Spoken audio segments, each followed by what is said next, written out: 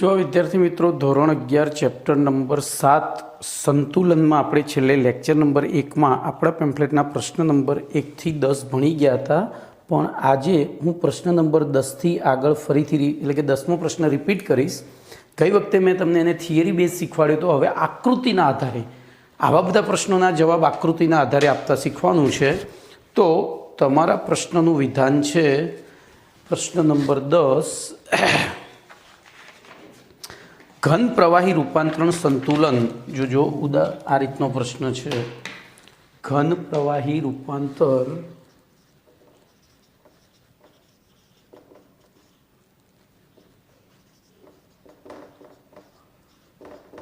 સંતુલન ઉદાહરણ આપી સમજાવો. બરોબર, આપણે ગઈ વખતે ઓલરેડી ભણી ગયા છે, તેમ છતાં મારી ઈચ્છા છે કે ભાઈ તમને આકૃતિ ઉપરથી એક આકૃતિ યાદ રાખો, આખી થિયરી યાદ રહે એ રીતે ભણવું છે. તો ધ્યાન રાખજો, આમાં કશું કરવાનું નથી. એક થર્મોસ ફ્લાસ્ક લેવાનું, આપણે જે આકૃતિ દોરી રહ્યા છીએ એ જ શબ્દોમાં લખી દેવાનું છે. બરોબર,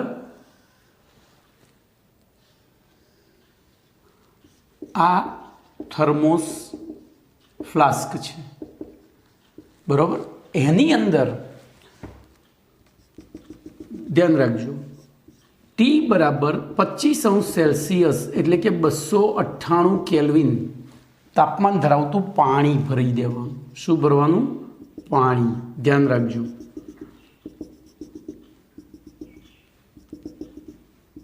પછી એની અંદર એક બરફનો ટુકડો નાખવાનો. બોલો, બરફ, જેનું ટી બરાબર શું હશે? 0°C એટલે કે 273 કેલ્વિન.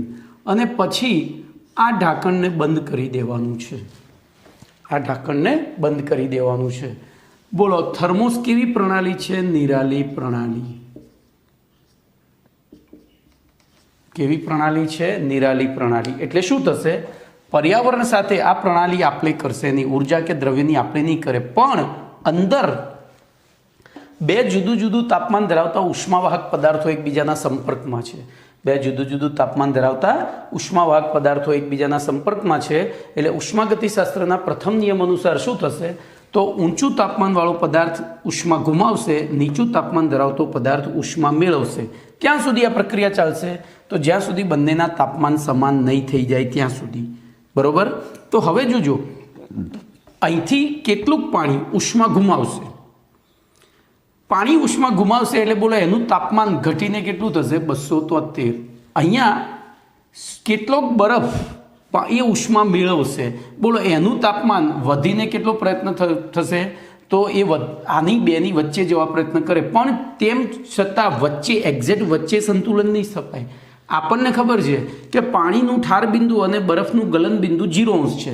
એટલે કે આ ઘટીને 273 થાય ત્યાં સુધી બરફ પીગળ્યા કરશે. ત્યાં સુધી બરફ પીગળ્યા કરશે. આર્યો ઘટીને 273, બરફનું તાપમાન નહીં વધે. કેમ? તો એ ઉષ્મા ગુમાવી રહ્યો છે. એટલે જે ઓગળશે એ શું બનતો જશે? જે ઉષ્મા મેળવી રહ્યો છે, અથવા તો બરફમાં રહેલા પાણીના જે અણુઓ ઉષ્મા મેળવશે એનું પાણીમાં રૂપાંતરણ થશે. બાકીનો બરફ તો એમ એઝ ઇટ ઇઝ જ રહેશે. એટલે કે ધારો કે તમે શરૂઆતમાં મોટો ટુકડો લીધો હોય બરફનો, તો થોડા સમય પછી બંને તાપમાન 273 કેલ્વિન થાય એટલે આ નાનો છે એવડો બરફનો ટુકડો થઈ જાય, અને પછી આ બરફ અને પાણીનો જથ્થો અચળ થઈ જાય છે. કેમ? તો પછી શું થયું? બંનેનું તાપમાન સમાન થઈ ગયું. પણ એવું નથી, તાપમાન સમાન થયું તેમ છતાં એમાં બે એકબીજાના સંપર્કમાં છે એટલે ઉર્જાની આપલે તો કરવાના. તો પાણી કેટલીક, જો 273 કેલ્વિન તાપમાન ધરાવતું પાણી કેટલીક ઉષ્મા ગુમાવશે, એટલે એ પાણી શું બનશે? તો અહીંયા ધ્યાન રાખજો, 273 કેલ્વિન તાપમાને પાણી અને બરફ બંને હાજર છે. બોલો, પાણી ઉષ્મા ગુમાવે છે. તો નિરાલી પ્રણાલી છે. નિરાલી પ્રણાલીમાં ઉર્જા બહાર જાય નહીં, તો એ ઉષ્મા ફરજિયાત કોને મેળવવી પડે? તો બરફે ઉષ્મા મેળવવી પડે. તો એવી પરિસ્થિતિમાં પાણી ઉષ્મા ગુમાવે તો એ શું બની જશે? 0°C નીચા તાપમાને એ બરફ બનશે. બોલો, બરફ ઉષ્મા મેળવે તો એ શું બનશે? પાણી. તો જુઓ, અહીંયા પાણી અને બરફ અને પાણી એનો જથ્થો કેવો થઈ જાય? અચળ. એમ અહીંયા દ્રવ્યની કઈ અવસ્થાઓ વચ્ચે સંતુલન સ્થપાયું છે? તો ઘન અને પ્રવાહી અવસ્થા વચ્ચે. તો આવા પ્રક્રમ સંતુલનને બરોબર આવા પ્રક્રમ સંતુલનને ઘન પ્રવાહી રૂપાંતરણ સંતુલન કહે છે. બોલો કમ્પ્લીટ. ક્લિયર? તો આ રીતે તમે આકૃતિ દોરીને પણ તો જો હવે આકૃતિ ઉપરથી લખાણ કેવી રીતે યાદ રાખવું, તો એક થર્મોસ ફ્લાસ્કમાં 0°C તાપમાન એટલે કે 273 કેલ્વિન તાપમાન ધરાવતો બરફ અને થોડું પાણીનું મિશ્રણ લઈ જો અહીંયા બંનેનું તાપમાન સમાન રાખ્યું છે.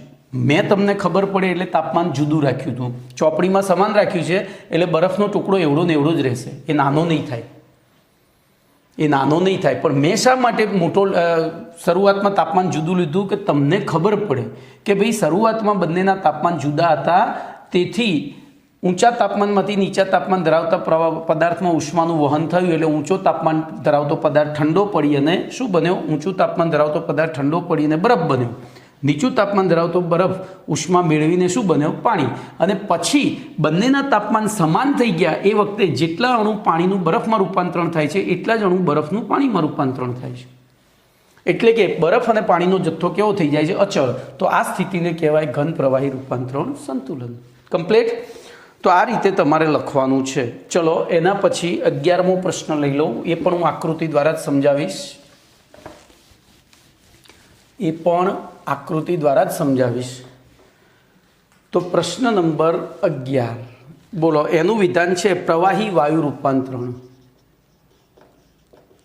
પ્રવાહી વાયુ રૂપાંતરણ. ધ્યાન રાખજો, આની અંદર હું આકૃતિમાં જોજો, પહેલામાં આપણે થર્મોસ ફ્લાસ્ક લીધો હતો, આમાં પ્રવાહી અને વાયુ વચ્ચે સંતુલન સ્થાપવું છે. તો હું શું કરીશ? એક બંધ પાત્ર લઈશ. ચલો, એક તપેલી લીધી, કાચની તપેલી, બરોબર. એની અંદર પાણી ભર્યું, એની અંદર પાણી ભર્યું અને પછી આ ઢાંકણ બંધ કરી દીધું, એકદમ હવા ચુસ્ત બંધ કરી દીધું. એટલે અહીંયા લીધું બંધ પાત્ર. બોલો, અહીંયા લીધું છે પાણી. હવે આની નીચે હું ગેસ ચાલુ કરી, બરોબર, ધીમે ધીમે તાપમાન વધારું છું, ધીમે ધીમે તાપમાન વધારું છું. બોલો શું થશે? તો આ બંધ પ્રણાલી છે. બંધ પ્રણાલી કોને કહેવાય? બંધ પાત્ર. એની જગ્યાએ હું બંધ પ્રણાલી લખીશ. બોલો, બંધ પ્રણાલી કોને કહેવાય? તો જે ઉષ્માની આપલે કરી શકે પણ દ્રવ્યની નહીં. એટલે કે જોજો, અહીંથી ઉષ્મા અંદર જશે પણ અંદરનું દ્રવ્ય બહાર જશે નહીં. તો ઉષ્મા અંદર ગઈ એટલે પાણીના અણુઓનું ઉષ્મા સ્તર વધ્યું. ઉષ્મા સ્તર વધ્યું તો આપણે છઠ્ઠા પાઠમાં ભણી ગયા છે, એની ભ્રમણ ગતિ, દોલન ગતિ, પછી રેખીય ગતિ વગેરે જેવી ગતિ વધી અને એના કારણે એની અણુઓ વચ્ચેનું આકર્ષણ બળ ઘટ્યું. આકર્ષણ બળ ઘટ્યું તો આપણે એના આગળના પાઠમાં ભણી ગયા છે, ચોથા પાઠમાં, ઘનથી પ્રવાહીથી વાયુ તરફ જઈએ એમ અંતરાણુય આકર્ષણ બળ ઘટે છે. તો બોલો, અહીંયા આ પાણી છે, પ્રવાહી છે, પ્રવાહીનું શેમાં રૂપાંતરણ થશે? તો અહીંયા બાષ્પ બનશે. અને બાષ્પ બનશે તો જેમ જેમ જેમ જેમ જેમ જેમ આપણે પ્રયોગ આગળ વધારતા જઈશું એમાં પાણીની સપાટી શું થશે? નીચે ઉતરશે. બરોબર, પાણીની સપાટી નીચે ઉતરશે. બોલો, શરૂઆતની આ શરૂઆતની સપાટી છે, આપણે પ્રયોગ કર્યો ત્યારની સપાટી, અને આ ટી સમય પછીની સપાટી. હવે શું થશે? તો પાત્ર બંધ છે એટલે આ બાષ્પ બહાર જઈ શકવાની નથી. પાત્ર બંધ છે. પછી આપણે એવું કરીએ કે આ પ્રણાલીનું તાપમાન અચળ કરી નાખીએ. એટલે કે તાપમાન વધે નહીં. અત્યાર સુધી વધારતા હતા, હવે વધે નહીં એવી કંઈક ગોઠવણી કરીએ. એટલે કે પ્રણાલી ઉષ્મા મેળવે નહીં કે ઉષ્મા ગુમાવે પણ નહીં. તો શું થશે? બોલો. તો એવી પરિસ્થિતિમાં આ સપાટી અચળ રહે છે. ટી સમય પછીની જે પાણીની સપાટી અચળ રહે છે એનો મતલબ શું થયો? કે પાણીના જેટલા અણુ બાષ્પમાં રૂપાંતરિત થાય છે એટલા જ અણુ બાષ્પમાંથી પાણીમાં રૂપાંતરિત થાય છે. તો બોલો, અહીંયા દ્રવ્યની કઈ બે અવસ્થાઓ વચ્ચે સંતુલન સ્થપાયું છે? તો પ્રવાહી અને વાયુ. આ પ્રકારના સંતુલનને પ્રવાહી વાયુ પ્રક્રમ સંતુલન અથવા તો પ્રવાહી વાયુ રૂપાંતરણ સંતુલન કહે છે. એમાં તમારે ઉદાહરણમાં H2O લિક્વિડ સંતુલન, H2O ગેસ લખી અને તો બોલો, આનું લખાણ કઈ રીતે લખીશું? તો તમે આકૃતિ જુઓ, હું શાંતિથી સમજૂતી આપું છું. તો નિયત તાપમાને શરૂઆતમાં એક બંધ પાત્રમાં પાણી લઈ તેને ધીમે ધીમે ગરમ કરવામાં આવે તો તાપમાનના વધારા સાથે ધીમે ધીમે પાણીનું વરાળમાં રૂપાંતરણ થાય છે, બરાબર. આથી સમય સાથે પાત્રમાં બાષ્પનું પ્રમાણ ક્રમશઃ વધતું જાય. જોજો, પહેલાં પાણી આ કાળી લાઈન સુધી હતું, પછી બ્લુ લાઈને આવ્યું, એનો મતલબ કે બાષ્પનું પ્રમાણ વધ્યું, પાણીનું પ્રમાણ ઘટ્યું, બરાબર. અને બાષ્પ દબાણ ક્રમશઃ, હવે જો અહીંયા બેરોમીટર લગાવ્યું હોય, આપણે જેમ આપણા ટુ વ્હીલરમાં હવા માપીએ છીએ, બેરોમીટર કહેવાય. અહીંયા એક વાલ લગાવી, જોજો અહીંયા આપણે પ્રયોગમાં થોડો હજુ ચેન્જ કરીએ. અહીંયા એક વાલ લગાવીને બેરોમીટર જોડ્યું હોય અને શરૂઆતનું દબાણ અને અંતિમ દબાણ નોંધીએ, શરૂઆતનું દબાણ અને અંતિમ દબાણ નોંધીએ તો અંતિમ દબાણ અહીંયા વધારે મળશે. અંતિમ દબાણ કેવું મળશે? વધારે. એટલે કે બાષ્પ દબાણમાં વધારો થાય છે. હવે જો પ્રણાલીનું તાપમાન નિયત રાખવામાં આવે, હવે જો પ્રણાલીનું તાપમાન નિયત રાખવામાં આવે તો આ બાષ્પ દબાણ અચળ થઈ જાય છે. બાષ્પ દબાણ અચળ થઈ જાય છે. તો શું એનો મતલબ શું થયો? બાષ્પ દબાણ અચળ કેમ થયું? બોલો. તો જે સૂચવે છે કે અહીં પાણી અને વરાળનો જથ્થો, એટલે કે પાણી અને બાષ્પનો જથ્થો અચળ થઈ ગયો છે, બરોબર. એટલે કે પાણી અને વરાળ વચ્ચે સંતુલન સ્થપાયું છે. નીચે પ્રમાણે સંતુલન સ્થપાઈ જાય, લખી દેવાનું. હવે અહીં સંતુલને પાણીને અને વરાળનો જથ્થો અચળ રહે છે, તેમ છતાં પ્રયોગો દ્વારા એવું સાબિત થયું છે. જોજો, બાષ્પ દબાણ અચળ છે, જે સૂચવે છે કે બાષ્પ અને પાણીનું જથ્થો અચળ છે, તેમ છતાં પ્રયોગો દ્વારા એવું પુરવાર કરવામાં આવ્યું છે કે આ નિયત તાપમાને પાણીના કેટલાક અણુ બાષ્પમાં રૂપાંતરિત થાય છે, એ જ સમય દરમિયાન એટલા જ અણુ બાષ્પનું પાણીમાં રૂપાંતરણ થાય છે. એટલે કે પાણી ઉષ્મા મેળવી, જોજો હવે આપણે તાપમાન બહારથી વધારતા નથી, પણ પાણી અને બાષ્પનું તાપમાન જુદું જુદું હોય. પાણીનું તાપમાન <<=100°C હોય, જ્યારે આનું <<100°C હોય, બરોબર. બાષ્પનું, હવે આપણને ખબર છે ઉષ્માગતિશાસ્ત્રના પ્રથમ નિયમ અનુસાર બે જુદું જુદું તાપમાન ધરાવતા ઉષ્માવાહક પદાર્થોને એકબીજાના સંપર્કમાં રાખવામાં આવે, શું થાય? એ લોકો ઉષ્માની આપ-લે કરે. તો હવે જોજો, અહીંથી શું થશે? આ પાણી ઉપરથી ઉષ્મા મેળવે એટલે પાણીનું શું થયું? બાષ્પીભવન. પણ ઉપર બાષ્પના અણુઓએ ઉષ્મા ગુમાવી એટલે એમનું શું થયું? પ્રવાહીકરણ.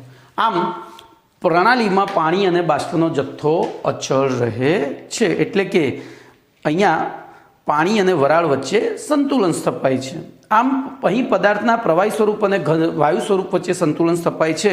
આથી આવા સંતુલનને પ્રવાહી વાયુ રૂપાંતરણ સંતુલન કહે છે, જે ભૌતિક સંતુલનનું ઉદાહરણ છે. જોજો, આ બધા ભૌતિક સંતુલનના ઉદાહરણ છે.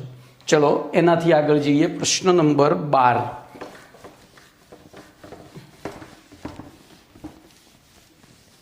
તો પ્રશ્ન નંબર 12 પણ આવો જ છે, સેમ. ખાલી ટાઇટલ બદલવાનું છે, ઘન વાયુ રૂપાંતરણ સંતુલન. તો આમાં થોડી એડિશનલ વસ્તુ તમારે શીખવાની છે. કેટલાક ઘન પદાર્થોને, જોજો આપણે અહીંયા પહેલી એક વ્યાખ્યા લખીશું. એ વ્યાખ્યા છે ઉર્ધ્વપાતન અને ઉર્ધ્વપાતિત પદાર્થો. તો એની વ્યાખ્યામાં લખવાનું છે કેટલાક પદાર્થોને ગરમ કરવામાં આવે ત્યારે નિયત તાપમાને, તે અહીંયા મારી લખવાની ભૂલ થઈ, ઘન પદાર્થોને, નિયત તાપમાને તે ઘન પદાર્થો સીધા જ વાયુ અવસ્થામાં રૂપાંતરિત થાય છે.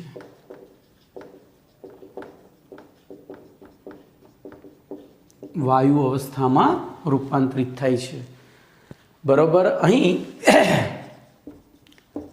ઘન અવસ્થાથી સીધું જ વાયુ અવસ્થામાં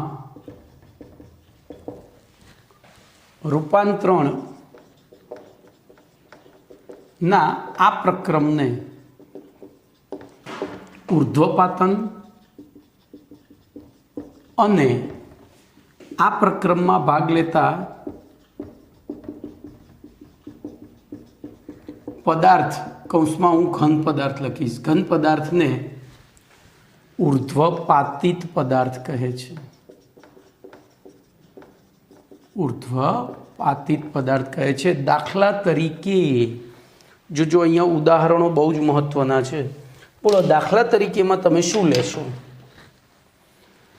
તો આપણા ઘરની અંદર વોર્ડરોબની અંદર જે વ્હાઇટ રંગની ગોળી આપણે મૂકીએ છીએ, એ વ્હાઇટ રંગની ગોળી મૂકી હોય એટલે આવડી મોટી હોય, આપણી સોપારી જેવડી, પણ અઠવાડિયા પછી જોવા જઈએ ને તો નાની લકોટી જેવડી થઈ જાય છે. તો એ છે નેપ્થેલિન. એ શું છે? નેપ્થેલિન. એવી રીતે આયોડિન, પછી કપૂર, પછી NH4Cl વગેરે ઉર્ધ્વપાતિત ઘન પદાર્થો છે. બરોબર. હવે જો આ થિયરી સમજાવવા માટે આ લખવું ફરજિયાત છે. આ થિયરી લખવા માટે, આ વસ્તુ સમજાવવા માટે આ લખવું ફરજિયાત છે. તો બોલો, પહેલા મુદ્દામાં તમે શું લખશો? તો કેટલાક ઘન પદાર્થોને ગરમ કરવામાં આવે ત્યારે તે સીધા જ વાયુમાં ફેરવાય છે. આ પ્રક્રિયાને ઉર્ધ્વપાતન પ્રક્રિયા, અને આવા પદાર્થોના વાયુ સ્વરૂપને પાછું ઠંડુ પાડીએ. જોજો, આવા પદાર્થના વાયુ સ્વરૂપોને ઠંડુ પાડીએ તો સીધું ઘનમાં જ ફેરવાય છે. તો આવા પદાર્થોને ઉર્ધ્વપાતિત પદાર્થો કહે છે. દાખલા તરીકે આયોડિન, નેપ્થેલિન, કપૂર, એમોનિયમ ક્લોરાઇડ વગેરે. બરોબર. હવે આપણે આ થિયરી ઉપર જઈએ તો ધ્યાન અહીંયા રાખજો. આગળનો જ પ્રશ્ન છે, કશું જ બીજું નથી. આગળના પ્રશ્નમાં આપણે પાત્રમાં પાણી લીધું હતું, એની જગ્યાએ આ પ્રશ્નમાં આપણે પાત્રમાં શું લઈશું? કપૂર લઈશું. ધારો કે તો હું એક પાત્રમાં કપૂર લઈ લઉં. ચલો, મેં આટલે સુધી કપૂર ભર્યું છે. આટલે સુધી કપૂર ભરી દીધું છે. બરાબર. પાત્રને બંધ કરી દઉં છું, એરટાઈટ. બોલો, કેવી પ્રણાલી થઈ ગઈ? બંધ પ્રણાલી. એટલે કે ઉષ્માની આપણે કરી શકશે, પણ દ્રવ્યની નહીં. દ્રવ્ય બહાર જશે નહીં. ચલો, અહીંથી ગેસ ચાલુ કર્યો મેં. બરાબર. અહીંથી ગેસ ચાલુ કર્યો તો શરૂઆતમાં જો શું થશે? તો તાપમાન વધારતા, બોલો, શરૂઆતમાં શું થશે? વિચારો. હવે અહીંયા છે ને, સરળતા ખાતર કપૂર રંગવિહીન છે એટલે આપણને બહુ દેખાશે નહીં, પણ આયોડિન જાંબલી રંગનું છે એટલે આપણે આયોડિન લઈશું. હું એના રંગ જેવી પેનનો જ ઉપયોગ કરું, I2 સોલિડ. બોલો, તો જ્યાં સુધી આપણે આ પાત્રમાં ભર્યું, બોલો, ઉપરનો રંગ કેવો હશે? આયોડિનની સપાટી ઉપરનો રંગ કેવો હશે? તો રંગવિહીન જ. કેમ? તો આયોડિન ઘન અવસ્થામાં છે. હવે આપણે તાપમાન વધારવાનું ચાલુ કર્યું એટલે આયોડિનનું શેમાં રૂપાંતરણ થયું? સીધું જ બાષ્પમાં. તો I2 ગેસ બન્યું. તો બોલો, આ જાંબલી રંગનું હતું, આ જાંબલી રંગનું હતું અથવા તો વાદળી રંગનું હતું. તો આ પણ ધીરે ધીરે અહીંયા પણ વાદળી કે જાંબલી રંગની તીવ્રતા શું થશે? વધતી જશે. હવે પહેલાંની જેમ બોલો, તાપમાન નિયત કરી દઈએ તો શું થાય? તો તાપમાન નિયત કરીએ તો આ રંગની તીવ્રતા નિયત થઈ જાય છે. રંગની ઇન્ટેન્સિટી પણ નિયત થઈ જાય છે. કેમ એવું થયું? તો જેટલા અણુ આયોડિન ઘનનું આયોડિન બાષ્પમાં, હવે જો તાપમાન નિયત કર્યું એટલે શું થયું? બહારથી ઉષ્મા મળતી બંધ થઈ ગઈ, પણ અંદર રહેલા બે સ્વરૂપો ઉષ્માવાહક છે એટલે ઘન અવસ્થાવાળો ઉષ્મા મેળવશે. કોની પાસેથી? આની પાસેથી. એ ઉષ્મા મેળવે તો એ શેમાં રૂપાંતરિત થાય? વાયુમાં. એવી રીતે આને ઉષ્મા મેળવી તો આને ગુમાવવી પડે, કારણ કે બહારથી ઉષ્મા મળતી નથી. કેમ? તો આપણે તાપમાન કેવું રાખી દીધું છે? નિયત. બોલો, કમ્પ્લીટ. તો અહીંયા આ રીતે તમારે આકૃતિ ઉપર જવાનું છે. તો હું હવે આકૃતિ ઉપરથી બોલું છું, ધ્યાન રાખજો. તો પહેલો ફકરો આપણે ઓલરેડી ઉર્ધ્વપાતન ને ઉર્ધ્વપાતિત પદાર્થો સમજાવી દીધું છે. હવે એનાથી આગળ જઈએ તો એક પાત્ર, બંધ પાત્રમાં થોડું ઘન આયોડિન લઈ તેને ગરમ કરવામાં આવે તો નિયત તાપમાને આયોડિનના ઘન સ્વરૂપમાંથી તેની બાષ્પ એટલે કે વાયુ સ્વરૂપ બને છે, અને જે જાંબલી રંગનો વાયુ છે, આથી જો અહીં તાપમાન અચળ રાખવામાં આવે તો પ્રણાલીમાં ઘન આયોડિન અને બાષ્પરૂપ આયોડિનનો જથ્થો કેવો થઈ જાય છે? અચળ. આમ પ્રણાલીમાં ઘન આયોડિન અને બાષ્પરૂપ આયોડિન વચ્ચે સંતુલન સ્થપાય છે, જેને આ રીતે લખાય: I2 solid equilibrium I2 gas, જેને આ રીતે દર્શાવવામાં આવે છે. હવે અહીં સંતુલન ગતિશીલ હોવાથી, જો આપણે તાપમાન નિયત રાખ્યું છે અને સંતુલન ગતિશીલ હોવાથી આ બંને વચ્ચે ઉષ્માની આપલે થશે. બહારથી નથી થતી પણ અંદરથી થાય. તો આયોડિન ઘનના જેટલા અણુ ઉષ્મા મેળવશે એ શેમાં રૂપાંતરિત થશે? બાષ્પમાં. પણ ઉષ્મા બહારથી મળતી નથી, કારણ કે બહાર આપણે પ્રણાલીને કેવી કરી દીધી છે? હવે હવે જોજો એ સંતુલન સ્થાપવા માટે આપણે પ્રણાલીને નિરાલી પ્રણાલી કરી દીધી. તો કે એમસીક્યુ મળી ગયો, એક એમસીક્યુ મળી ગયો કે નિરાલી કેમ, તો હવે અંદરનું તાપમાને નિયત કરી દીધું છે, એટલે કે બહારથી ઉષ્મા કે દ્રવ્યની આપલે પણ થતી નથી. તો આમાંથી એમસીક્યુ મળે કે કોઈ પણ ભૌતિક સંતુલન સ્થાપવા માટે જોજો પ્રવાહી વાયુ હોય તો શરૂઆતથી જ નિરાલી લેવી પડે, પણ બાકીના બધા સંતુલનોમાં શરૂઆતમાં પ્રણાલી કેવી હોવી જોઈએ, બંધ. અને સંતુલન સ્થપાય ત્યારે કેવી થઈ જવી જોઈએ, નિરાલી. સંતુલન સ્થપાય ત્યારે કેવી થઈ જવી જોઈએ, નિરાલી. તો આવો એમસીક્યુ પૂછાય. જોજો અહીંયા ધ્યાન રાખજો, અહીંયા આ રીતના પૂછાય તો પ્રવાહી વાયુ આપણે સૌથી પહેલી કઈ ભણ્યા હતા, પ્રવાહી વાયુ જ ભણ્યા હતા ને. સોરી, ઘન પ્રવાહી. સૌથી પહેલી ઘન પ્રવાહી સંતુલન, પ્રવાહી વાયુ સંતુલન, પછી ઘન વાયુ સંતુલન, બરોબર. આ 3 ભણ્યા. તો આમાં શરૂઆતથી જ, શરૂઆત અને અંતિમ 2 અવસ્થામાં પ્રણાલી કેવી હતી, તો નિરાલી.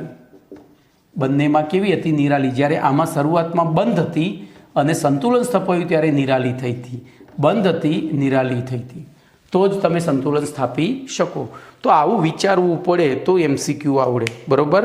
ચલો, તો અહીંયા હવે બીજું કંઈ લખવાનું રહ્યું નથી. અહીંયા સંતુલન ગતિશીલ હોવાથી શું લખશો, જેટલા અણુ I2નું બાષ્પમાં, I2 ઘનનું બાષ્પમાં રૂપાંતરણ થાય છે, એટલા જ અણુ I2 બાષ્પનું શેમાં રૂપાંતરણ થાય છે, કમ્પ્લેટ I2 વાયુમાં, એટલે કે ઘનમાં. જેટલું I2 ઘનમાંથી વાયુ બને એટલો જ વાયુ ઘન બને છે.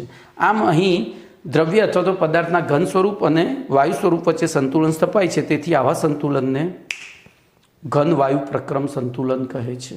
ચલો, એના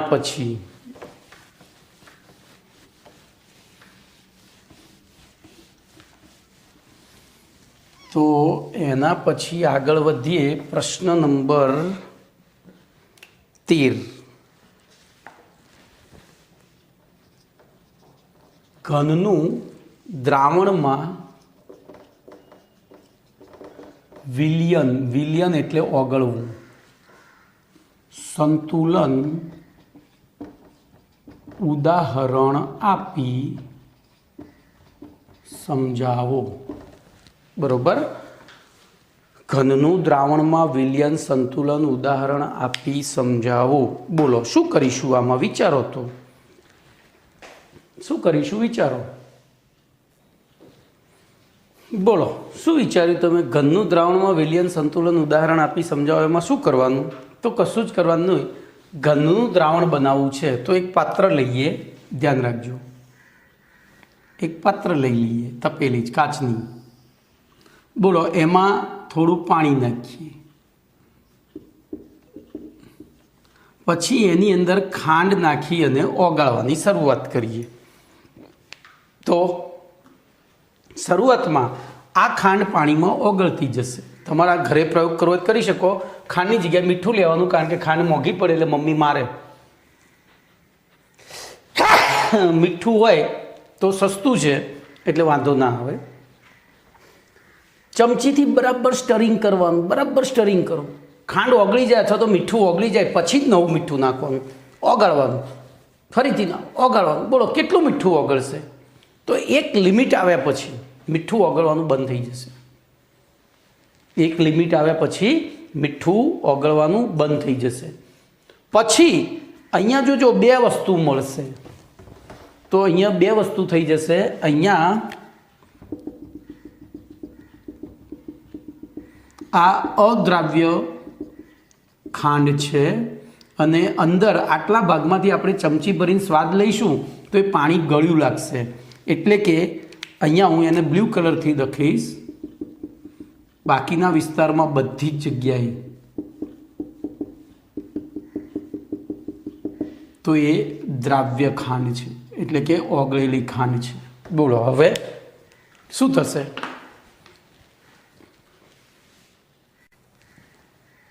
બરોબર. તો અહીંયા દ્રાવ્ય ખાંડ અને અદ્રાવ્ય ખાંડનો જથ્થો અચળ થઈ જશે. ચલો, આપણે આને ગાળી લઈએ. ખાંડ ઓગળવાનું બંધ થઈ ગયું પછી એને ગાળી અને જુદું કાઢી લીધું દ્રાવણ. જોજો, એમાં હવે એ દ્રાવણને જુદું કાઢી લઈએ છીએ. એક પાત્રમાં બોલો આની અંદર હું ફક્ત બ્લુ ટપકા જ કરીશ, એટલે કે કેવી ખાંડ છે અંદર, કેવી ખાંડ છે, દ્રાવ્ય ખાંડ છે. બોલો આ દ્રાવણને સંતૃપ્ત દ્રાવણ કહેવાય. શું કહેવાય? સંતૃપ્ત દ્રાવણ, ખાંડનું સંતૃપ્ત.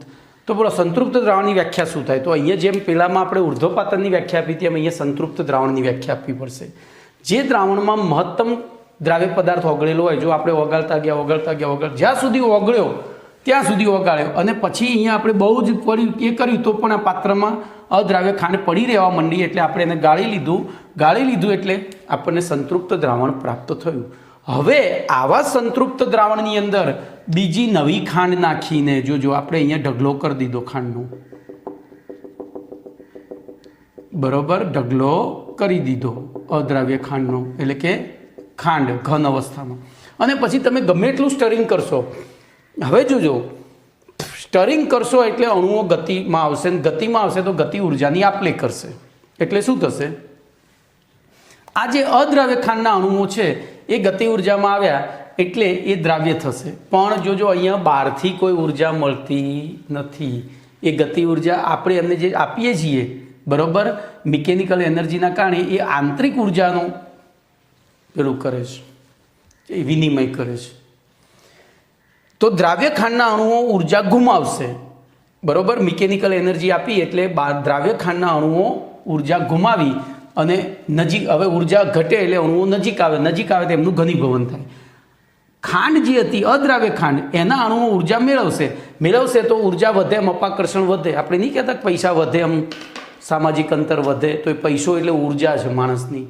તો આપણે બધું જ કેમિસ્ટ્રી પ્રમાણે જીવીએ છીએ, આટલું યાદ રાખજો. તો અહીંયા તો એમનું અંતર વધશે એટલે કયું સ્વરૂપ ધારણ કરશે? દ્રાવ્ય સ્વરૂપ. તો આમ અહીંયા દ્રવ્યના કયા બે સ્વરૂપો વચ્ચે સંતુલન સ્થપાયેલું છે? તો ઘન અવસ્થા અને દ્રાવણ અવસ્થામાં. તો આ પ્રકારના સંતુલનને ઘનનું દ્રાવણમાં વિલયન. તો જોજો હવે આ આખી થિયરીને આપણે આ જે આકૃતિ છે એને શબ્દોમાં ઢાળીએ તો તમે આકૃતિ જોઈ રહો, હું બોલું છું એને સાંભળી રહો. તો નિયત તાપમાને એક પાત્રમાં થોડું પાણી લઈ, બરોબર, તેમાં ધીમે ધીમે ખાંડ ઉમેરીને પાણીને હલાવતા શરૂઆતમાં પાણીમાં ખાંડ ઓગળે છે, પરંતુ સમય જતાં પાણીમાં ખાંડ ઓગળવાથી બનતા દ્રાવણમાં વધુ ખાંડ ઓગાળતા વધારાની ખાંડ ઓગળ્યા વગર પડી રહે છે, એટલે કે દ્રાવ્ય થયા વગર પડી રહે છે. અહીં મળતા મહત્તમ દ્રાવ્ય ખાંડ ધરાવતા આવા દ્રાવણને ખાંડનું, આપણે એને ગાળી લીધું, અદ્રાવ્ય ખાંડ નીકળી ગઈ હતી અને પછી આપણે જુદા પાત્રમાં જે ભેગું કર્યું એ કયું દ્રાવણ મળ્યું? આપણને ખાંડનું સંતૃપ્ત દ્રાવણ મળ્યું. એના ઉપરથી સંતૃપ્ત દ્રાવણની વ્યાખ્યા નીચે પ્રમાણે આપી શકાય: જે દ્રાવણમાં દ્રાવ્ય પદાર્થનો મહત્તમ જથ્થો ઓગળેલો હોય, બરોબર, જે દ્રાવણમાં દ્રાવ્ય પદાર્થનો મહત્તમ જથ્થો ઓગળેલો હોય તેવા દ્રાવણને સંતૃપ્ત દ્રાવણ કહે છે. ચલો એના પછી હવે આમાંથી ખાંડ કાઢી લીધા પછી આ સંતૃપ્ત દ્રાવણને અલગ કરી અને પછી ફરીથી તો સંતૃપ્ત દ્રાવણમાં વધુ ખાંડ ઉમેરી અને હલાવવા છતાં જોજો શું થશે? એને આપણે અહીંયા શરૂઆતમાં ખાંડ ઉમેરીને હલાવતા હતા તો ખાંડ ઓગળી જતી હતી. અહીંયા હલાવવા છતાં ખાંડનો જથ્થો અચળ રહે છે. બોલો કેમ અચળ રહે છે? ઓગળતી નથી એવું આપણને લાગે છે, બરોબર. એટલે કે કેમ એવું લાગે છે પછી કહીએ. એનો મતલબ કે અહીંયા દ્રવ્યની ઘન અવસ્થા, ખાંડ એ ઘન અવસ્થા હતી અને દ્રાવણ અવસ્થા વચ્ચે સંતુલન સ્થપાયેલું છે, બરોબર. હવે આ ખાંડનો જથ્થો અચળ કેમ રહ્યો? તો જોજો આપણે સંતૃપ્ત દ્રાવણમાં ખાંડ નાખ્યા પછી હલાવ્યું એટલે કેટલાક ખાંડના અણુઓ ઓગળ્યા, મિકેનિકલ ઉર્જા મેળવી, એમની અંતર વધ્યું એટલે ઓગળ્યા, બરોબર. પણ એ ઉર્જા હવે શું થઈ ગઈ હતી? આ પ્રણાલી તો નિરાલી પ્રણાલી થઈ ગઈ હતી. એ બહારથી ઉર્જા મેળવતી કે ગુમાવતી નથી. તો એવી પરિસ્થિતિમાં એ ઉર્જા કોણે ગુમાવી? આ દ્રાવ્ય ખાંડના અણુઓએ જ. તો એમને ગુમાવી, તેમની વચ્ચેનું અંતર ઘટ્યું, તે ઘનીભવન પામ્યા. બોલો કમ્પ્લેટ. તો અહીં સંતુલને પાણીમાં કેટલીક ઘન ખાંડના અણુ ઓગળે છે, એટલા જ અણુ દ્રાવ્ય ખાંડનું સ્ફટિકીકરણ થઈ અને ઘન ખાંડ પ્રાપ્ત થાય છે, બરોબર. આથી પ્રણાલીમાં ઘન ખાંડ અને દ્રાવણ ખાંડનો જથ્થો અચળ રહે છે. ઘન ખાંડ અને દ્રાવણ ખાંડનો જથ્થો અચળ રહે છે. આમ અહીં પદાર્થના ઘન સ્વરૂપ અને તેના દ્રાવણના દ્રાવ્ય સ્વરૂપ વચ્ચે સંતુલન સ્થપાય છે. આથી આ પ્રકારના સંતુલનને ઘનનું દ્રાવણમાં વિલયન સંતુલન કહે છે. ચલો એવી જ રીતે 14મો પ્રશ્ન,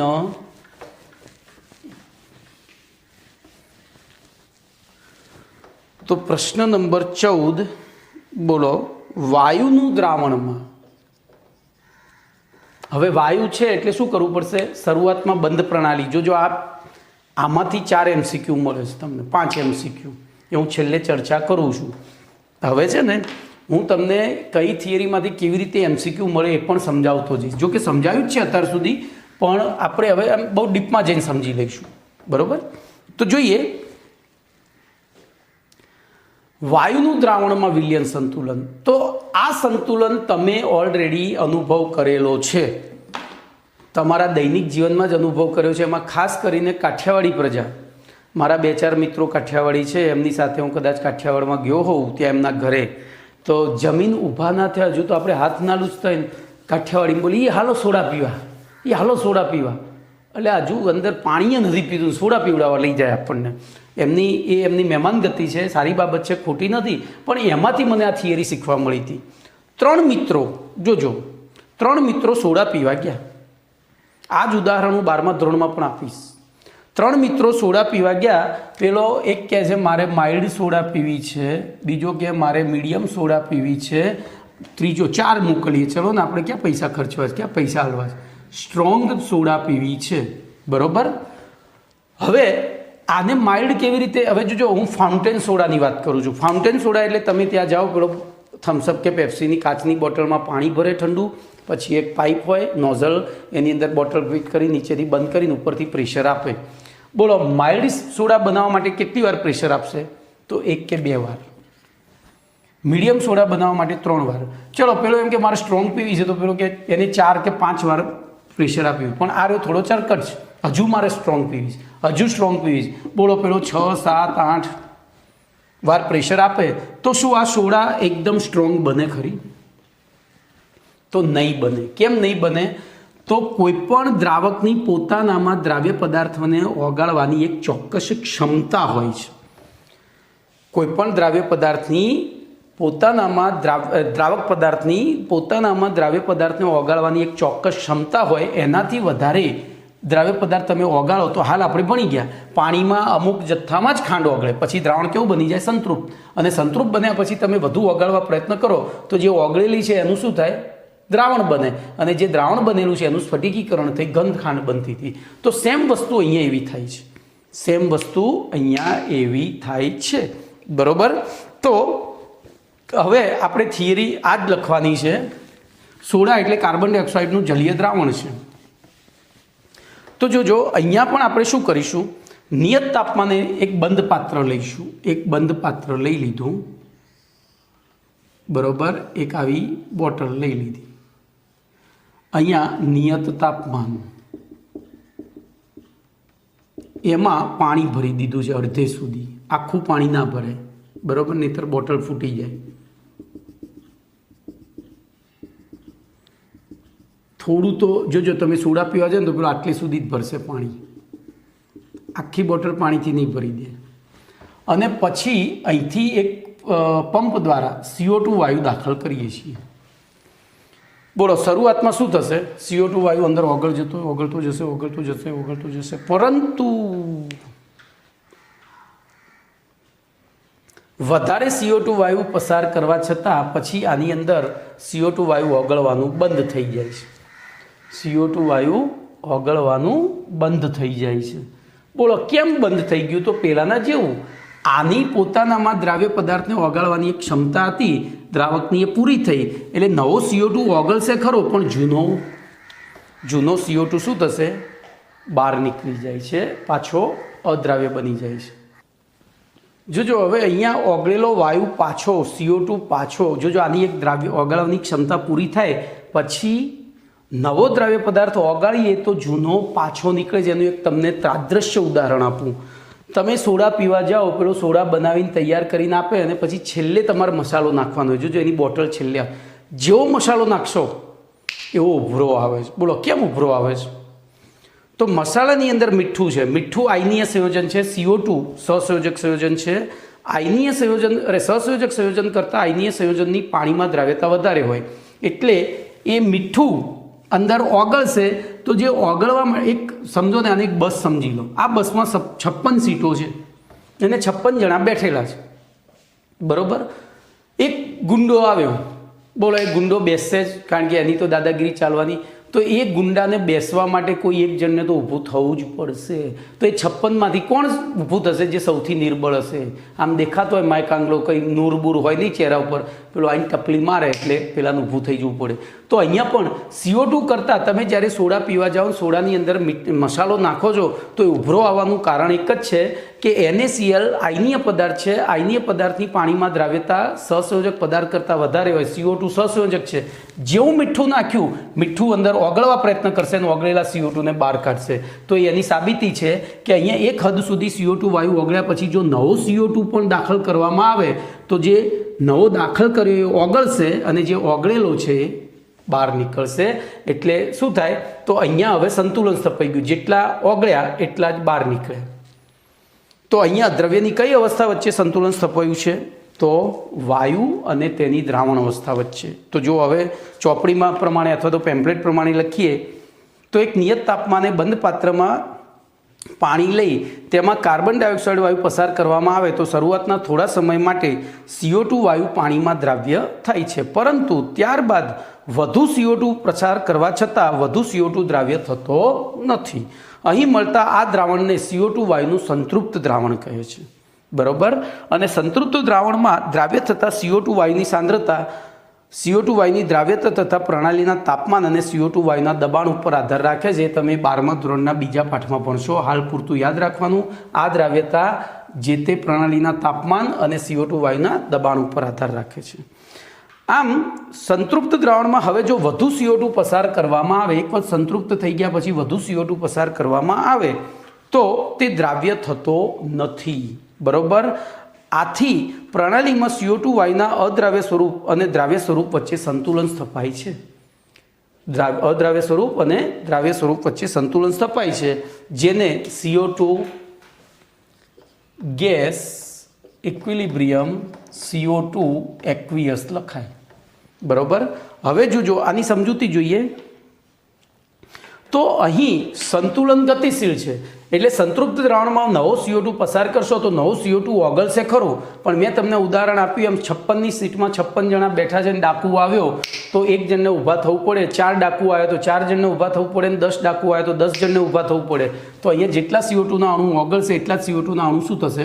પાછા વાયુમાં રૂપાંતરિત થશે.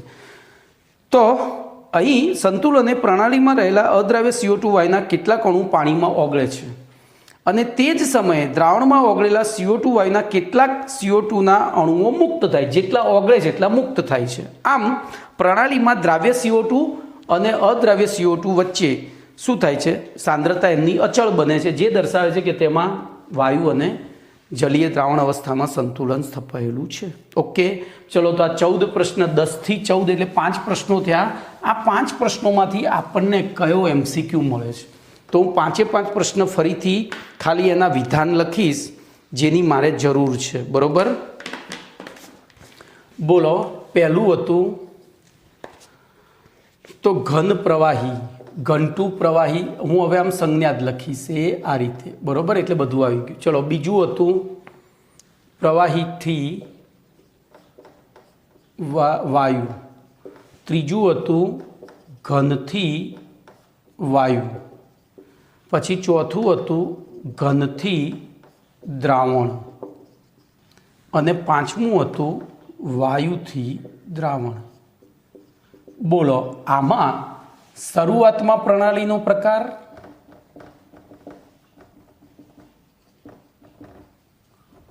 અને સંતુલને પ્રણાલીનો પ્રકાર, આવા પ્રશ્નો પૂછાય. બોલો કયો આવશે? તો જો આમાં બંનેમાં નિરાલી પ્રણાલી જ આવશે. આપણે એમાં થર્મોસ લીધો હતો, બરાબર. આમાં બંનેમાં નિરાલી પ્રણાલી આવશે, ઘનથી પ્રવાહીમાં, બરાબર. ચલો, આમાં શું થશે? પ્રવાહી વાયુમાં તો શરૂઆતમાં બંધ પ્રણાલી, કારણ કે ઉષ્મા આપણે આપીએ છીએ પ્રવાહીમાંથી વાયુમાં રૂપાંતરણ થવા માટે. પણ તાપમાન અચળ કરી દઈએ છીએ, એટલે દ્રવ્ય અને બંનેનો જથ્થો અચળ થઈ જાય તો એ વખતે નિરાલી પ્રણાલી થઈ જાય. કેવી થઈ જાય? નિરાલી. ચલો, ઘનમાંથી વાયુ, તો એ પણ શરૂઆતમાં બંધ પ્રણાલી અને તાપમાન અચળ કરીએ છીએ ત્યારે, એટલે કે ઉષ્માનો આપલે થતી નથી, ઉષ્માની આપલે થતી નથી, તો એ વખતે નિરાલી પ્રણાલી થઈ ગઈ. ચલો, ઘન દ્રાવણમાંથી, તો શરૂઆતમાં ખુલ્લી પ્રણાલી, શરૂઆતમાં ખુલ્લી પ્રણાલી, પછી સંતુલન સ્થપાય ત્યારે પણ એ ખુલ્લી જ પ્રણાલી, એ વખતે પણ ખુલ્લી જ પ્રણાલી છે. સંતુલન સ્થપાય એટલે આપણે વધુ ખાંડ વગાડીએ છીએ, બીજું કશું કરતા નથી ને, તાપમાને વધારતા નથી, કશું નહીં. ચલો, વાયુમાં દ્રાવણ, તો શરૂઆતમાં એ બંધ પ્રણાલી હતી અને સંતુલન સ્થપાય ત્યારે, તો બોલો એ વખતે કેવી થઈ ગઈ હતી? તો આપણે તાપમાન દબાણ બધું અચળ રાખ્યું હતું, અને તાપમાન દબાણ અચળ રહેતું એનો મતલબ કે ઉષ્માની આપલે થતી નથી, અને ઉષ્માની આપલે થતી નથી તો એ કેવી થઈ જાય? પાછી નિરાલી પ્રણાલી. તો આ MCQ મળ્યા. આ શું મળ્યા? તમને એવું કે ઘન પ્રવાહી પ્રક્રમમાં શરૂઆતમાં પ્રણાલીનો પ્રકાર કયો હોય છે અને સંતુલન સ્થપાય ત્યારે પ્રણાલી કયા પ્રકારની બને છે અનુક્રમે, તો બેમાં નિરાલી આવે. એવી રીતે વાયુ દ્રાવણમાં શરૂઆતમાં એ બંધ પ્રણાલી, પણ સંતુલન સ્થપાય ત્યારે નિરાલી. એવી રીતે ઘન દ્રાવણમાં ખબર પડી? ક્લિયર? તો અહીંયા ભૂલ અહીંયા છે. સંતુલન સ્થપાય ને એટલે કોઈ પણ પ્રણાલી નિરાલી પ્રણાલી થઈ જાય. કેમ? સંતુલન સ્થપાય એટલે કોઈ પણ પ્રણાલી કેવી પ્રણાલી થઈ જાય? નિરાલી. બોલો કેમ? તો સંતુલન હંમેશા નિયત તાપમાને બંધ પ્રણાલીમાં જ સ્થપાય. આ એક જ એવું ઉદાહરણ છે, બરોબર. પણ આમાં ઘનમાંથી દ્રાવણ છે, એટલે કે દ્રવ્યની આપલે તો તોય નથી થતી, એટલે આ પણ નિરાલી.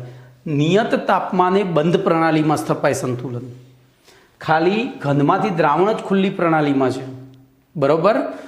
ક્લિયર? તો આવી પરિસ્થિતિમાં તમારે એકચ્યુઅલી આને પણ બંધ જ રાખવી પડે, નહીતર શું થશે? કોઈ આને પણ બંધ રાખીને જ પ્રયોગ કરવો પડે. આપણે ભલે કેમ, તો ધ્યાન રાખજો, એને બંધ ના રાખીએ તો શું થાય? બોલો, પાણી અને ખાંડ હતી, ખુલ્લી હોય તો પાણીનું બાષ્પીભવન થઈને ઉપર જતું રહે, તો એવી પરિસ્થિતિમાં બોલો ખાંડ શું થતી જાય? અદ્રાવ્ય બનતી જાય, તો ત્યાં સંતુલન તમે સ્થાપી જ ના શકો. એટલે હંમેશા શરૂઆતમાં એ કાં તો નિરાલી કાં તો બંધ પ્રણાલી હોય, અને અંતિમ સંતુલન સ્થપાય એટલે તો નિરાલી પ્રણાલી જ થઈ જાય. ઓકે, કોઈ પણ સંતુલન હોય, આટલું યાદ રાખજો. ચલો, એના પછી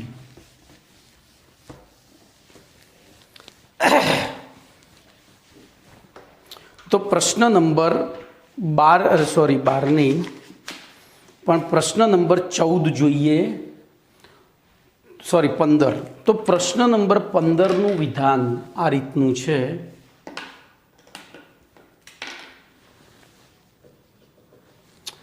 વિવિધ ભૌતિક સંતુલનના આધારે પ્રાપ્ત થતા વિશિષ્ટ અવલોકનો જણાવો. વિવિધ ભૌતિક સંતુલનના આધારે પ્રાપ્ત થતા વિશિષ્ટ અવલોકનો જણાવો. બોલો શું કરશો? તો વિવિધ ભૌતિક સંતુલનના આધારે પ્રાપ્ત થતા વિશિષ્ટ અવલોકનોમાં આપણે વાત કરીએ તો બોલો સૌથી પહેલું અહીંયા આપણે ચોપડી પ્રમાણે જ જઈશું. પ્રવાહીથી વાયુ પ્રક્રમ લઈશું. બીજું લઈશું ઘનથી પ્રવાહી. ત્રીજું લઈશું ઘનથી વાયુ. અને ચોથું લઈશું તો વાયુ દ્રાવણ, બરોબર, વાયુ દ્રાવણ. અને અહીંયા તમે ઘન દ્રાવણ પણ લઈ શકો, બરોબર. હવે જો હું બધું ના લખવું પડે એટલે અહીંયા ડબલ એરો કરી દઉં છું, એટલે સંતુલન થઈ ગયું. બોલો આના આધારે શું વિશિષ્ટ અવલોકન મળે છે આપણને? તો આના આધારે આપણને ખબર પડે છે નિયત તાપમાને, બોલો એમાં આપણે પ્રયોગ દરમિયાન બેરોમીટર લગાવીને બાષ્પ દબાણ નોંધ્યું હતું. તો નિયત તાપમાને કોઈપણ પ્રવાહીનું બાષ્પ દબાણ નિયત હોય છે. બાષ્પ દબાણ નિયત હોય છે. ચલો ઘન પ્રવાહીમાં શું થશે? તો શેની વ્યાખ્યા મળે છે એમાં? તો નિયત દબાણે કોઈ પણ ઘન પદાર્થનું જો આપણે પહેલાના આધારે તો ગલન બિંદુ નિયત હોય છે. નિયત દબાણે કોઈ પણ ઘન પદાર્થનું ગલન બિંદુ નિયત હોય છે. ચલો ઘનમાં તો અહીંયા જોજો ઘનમાંથી વાયુ છે. ઘનમાંથી વાયુ છે. બોલો શું લખીશું? સોરી ભાઈ, ઘનમાંથી વાયુ નથી, ઘનમાંથી દ્રાવણ જ છે. એટલે અમે બે ભેગા લખ્યા ને, વાયુવાળું લેવાનું જ નથી. બરોબર? ઘનમાંથી દ્રાવણ છે. બોલો આમાં શું લખીશું? તો ઘનમાંથી દ્રાવણમાં લખાય નિયત તાપમાને કોઈપણ ઘન પદાર્થની દ્રાવ્યતા. નિયત તાપમાને કોઈપણ ઘન પદાર્થની દ્રાવ્યતા નિયત હોય છે. નિયત એટલે અચળ. અને એવી રીતે છેલ્લે લખવાનું નિયત તાપમાને કોઈપણ, અહીંયા જોજો હવે વાયુ છે એટલે નિયત તાપમાને અને દબાણે બે લખવું પડે. શું લખવું પડે? નિયત તાપમાને અને દબાણે કોઈપણ વાયુ પદાર્થની દ્રાવ્યતા નિયત એટલે કે અચળ હોય છે. કારણ કે વાયુની દ્રાવ્યતા ઉપર તાપમાન દબાણ બંનેની અસર થાય. અહીંયા પણ બંનેની અસર થતી હોય છે. તો આટલે સુધી આપણે રાખીએ છીએ. બીજું નેક્સ્ટ લેક્ચરમાં.